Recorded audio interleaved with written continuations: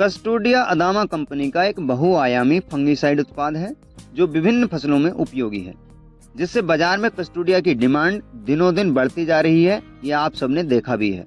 यह उत्पाद थोड़ा महंगा पड़ता है और इसलिए किसानों को इसके प्रयोग में क्या सावधानियां रखनी चाहिए ये जानना बहुत ही जरूरी हो जाता है। इसका प्रयोग किन फसलों पर करें, किन रोगों पर करें, प्रयोग कब करें, कितनी मात्रा में इसका प्रयोग हमें करना चाहिए। तो नमस्कार किसान भाइयों, स्वागत है आपका हमारे YouTube channel tech agri blogs पर। यहाँ मिलती हैं आपको खेती की तकनीकी जानकारियाँ, इसलिए हमारे चैनल को सब्सक्राइब कर बेल आइकन बटन को प्रेस जरूर कर लें। चलिए वीडियो शुरू करते हैं। उत्पाद परिचय। आज के वीडियो में हम बात कर रहे हैं अदामा के बहुआयामी फंगिसाइड उत्पाद कस्टोडिया के बारे में। कस्टोडिया फंगिसाइड ट्राइजोल और स्ट्रोबिलुरिन रसायनों का एक शक्तिशाली संयोजन है, जिसमें एजॉक्सिस्ट्रोबिन 11% और टेबुकोनाजोल 18.3% ऐसी फॉर्मुलेशन में होता है। एजॉक्सिस्ट्रोबिन एंटी फंगल प्रभावों के साथ एक प्रणालीगत कवकनाशी है।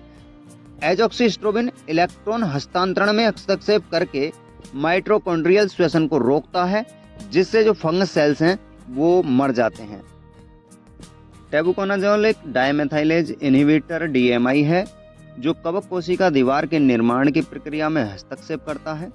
अंत में यह कवक को पुनरुत्पादन और बढ़ने से रोकता है। यह एक प्रणालीगत कवकनाशी है जो बीमार पौधों को उपचारात्मक और निवारक दोनों तरीके से नियंत्रित करता है।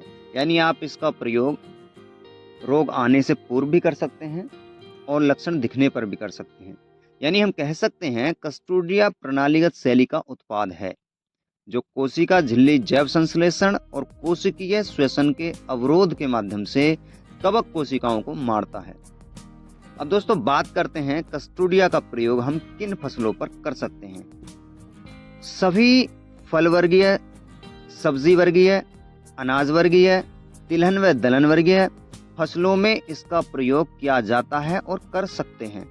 इनमें से कुछ फसलें मुख्य हैं, जैसे कि मिर्च टमाटर में फल सड़न, खस्ता में फफूंदी और ड्राई बैक, प्याज में बैंगनी धब्बा, चावल में म्यान झुलसा, गेहूं में पीला रतुआ, प्रारंभिक एवं विलंबित तुषार या जिसे कह सकते हैं अगेती और पछेती झुलसा, अंगूर में डाउनी फफूंद और पाउडरी फफूंद, सेब में स्क्रैब और समय से पहले पत्ती गिरने की बीमारी।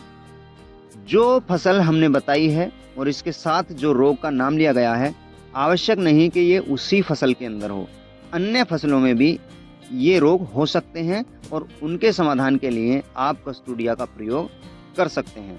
दोस्तों बात आती है कि इसका प्रयोग किस समय करना चाहिए, कौन सा समय सबसे ज़्यादा उचित होता है। अधिकतम किसान भाई आपने देखे होंगे फसल में रोग के लक्षण दिखने पर ही दवाओं का प्रयोग करते हैं, चाहे वो फंगिसाइड हो, इंसेक्टिसाइड हो या कोई अन्य क्यों ना हो, और ये उचित भी है। परंतु जिन फसलों में प्रतिवर्ष फंगस के रोग आते हैं, ऐसे फसलों में रोग आने के पूर्व यदि हम कस्टोडिया फंगिसाइड का प्रयोग कर लेते हैं तो हमें हमारी फसल पर बहुत ही उत्तम परिणाम देखने को मिलते हैं। जो हानि हमारी फसलों में हमें रोग के शुरुआती चरण में होती है वो भी नहीं होगी। और कई बार देखा है कि जब लक्षण आ जाते हैं और थोड़ा सा भी विलंब होने पर हम चाहे फिर दवाई कितनी भी लगा लें, रोग कंट्रोल में नहीं आ पाता है।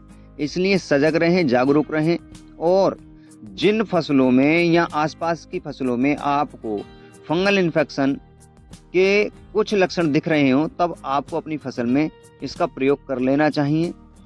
अगर मैं बात करूं कि एक उचित टाइम क्या हो सकता है, अनाज वर्गीय फसलों में आप वालियां बनते समय कर सकते हैं, बढ़िया शाइनिंग के लिए और कुछ रोगों को रोकने के लिए। साग सब्जी व फल वर्गीय फसल में आप फूल बनने की अवस्था में या फल के प्रारंभिक चरण में, या फिर सबसे आसान होता है कि रोग के लक्षण दिखने पर, जो अधिकतम किसान भाई करते भी हैं। अगर आप इन अवस्थाओं में कस्टोडिया फंगिसाइड का स्प्रे करते हैं तो आप मान के चलिए आपका फसल का जो यील्ड होगा चमकदार होगा, शाइनिंग के साथ होगा, और रोग आने के बाद जो उत्पादन हमारा गिरता है वो भी नहीं गिरेगा। अब बात करते हैं इसकी सही मात्रा क्या हो सकती है। कोई भी उत्पाद फसलों के लिए रोगों में जितना हितकारी होता है, अगर उसकी सही मात्रा का प्रयोग ना किया जाए तो वो नुकसानदेह भी हो जाता है। मान लीजिए आपको 200 ml की आवश्यकता है, आपने लगा दी 400 ml, तो उसका दुष्प्रभाव आपको अपनी फसल पर देखने को मिलेगा। या फिर आपको आवश्यकता थी 200 ml की और आपने लगा दी 100 ml, तो जो रोग कंट्रोल होना चाहिए था वो सही तरीके से नहीं हो पाएगा और उसका दुष्प्रभाव भी आपको कम उत्पादन के रूप में अपनी फसल पर देखने को मिलेगा। इसलिए प्रयोग से पूर्व सही मात्रा की जानकारी बहुत ही महत्वपूर्ण हो जाती है। कस्टोडिया की सही मात्रा फसलों के अनुसार भिन्न हो सकती है। जैसे अनाज तिलहन वाली फसलों में ये 250 ml पर एकड़ और दलहनिया फसलों में ये 200 ml पर एकड़। फल व सब्जी वर्गीय फसलों में आप इसकी मात्रा 250 से 270 ml प्रति एकड़ के हिसाब से ले सकते हैं और गन्ने की फसल में आप इसे 300 ml पर एकड़ के हिसाब से अवश्य लें। तो दोस्तों अगर बात करें लीटर के हिसाब से तो 2 से 2.5 ml पर लीटर के हिसाब से आप इसकी मात्रा का स्प्रे डला सकते हैं। अब बात करते हैं रेट की, क्योंकि रेट को लेकर के बहुत ज़्यादा कंट्रोवर्सी मार्केट के अंदर हो जाती है। तो जो 250 ml पैकेजिंग है 2600 रुपये लीटर के हिसाब से आपको उपलब्ध हो जाएगी। 500 ml पैकेजिंग में 2550 रुपये लीटर और 1 लीटर पैकेजिंग में 2500 रुपये लीटर के हिसाब से आपको मार्केट में उपलब्ध है। तो आप इसे खरीदते समय रेट का थोड़ा ध्यान रखें, क्योंकि कई बार होता है कि दुकानदार लोग थोड़ा बहुत ज़्यादा कॉस्ट पर हमें इसे सेल कर देते हैं। तो दोस्तों आज के वीडियो की जानकारी आपको कैसी लगी कमेंट में ज़रूर बताइएगा और अभी तक आपने हमारे चैनल को सब्सक्राइब नहीं किया है तो कर लीजिए और बेल आइकन बटन को प्रेस अवश्य कर लें। पूरा वीडियो देखने के लिए धन्यवाद। मिलते हैं फिर किसी टॉपिक के साथ अगले वीडियो में, तब तक के लिए नमस्कार दोस्तों।